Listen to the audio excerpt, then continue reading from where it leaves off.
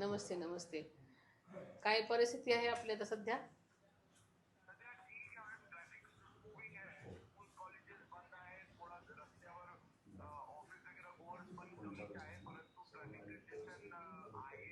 बरोबर.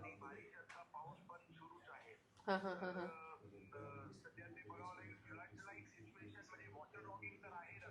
बरोबर. नाहीये. तरी ज्या पद्धतीने रेड अलर्ट सांगितलेला आहे त्याच्या पूर्वीच पुढे काय होणार आहे आपल्याला माहिती नाही. परिस्थिती कशी असेल त्याच्यासाठी आधीच तयारी केलेली बरी ना साहेब. हा म्हणजे पोलिस तयारच असेल पण NDRF SDRF आपल्याला त्यांना पण सगळ्यांना. Okay okay. तेच म्हणजे सध्या म्हणजे माझी सगळ्यात काळजी आहे. म्हणजे सगळ्यांचीच आहे पण वारकऱ्यांची जास्त आहे. आपली कुठपर्यंत काय आपली तयारी आहे काय आहे ते विचारावं म्हटलं मी.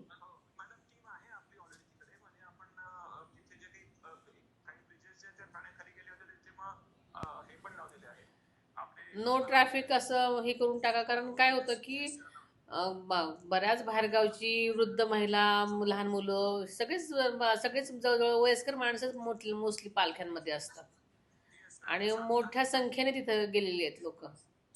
आता काय होतं की पुढचं ट्रॅफिक झालं जास्ती की मागचं सुद्धा सगळं वाढत राहतं. आपल्या एरियामध्ये हिंजवडी चाकण सगळीकडेच येत असल्यामुळे प्रचंड ट्रॅफिक होत असेल. मला असं वाटतं की तिकडे आपण नियंत्रण केलं पाहिजे जास्ती. कारण IT चे वगैरे सगळेच आणि MIDC आहे. बरं बरं. ओके. तर तुमचं सगळीकडे नियंत्रण कक्ष सतत चालू ठेवा आणि सगळीकडे व्यवस्थित लक्ष द्या आणि मला अपडेट करा. तेच म्हणजे सध्या म्हणजे माझी सगळ्यात काळजी आहे. म्हणजे सगळ्यांचीच आहे पण वारकऱ्यांची जास्त आहे. तर आपली कुठपर्यंत काय आपली तयारी आहे काय आहे ते विचारावं म्हटलं मी.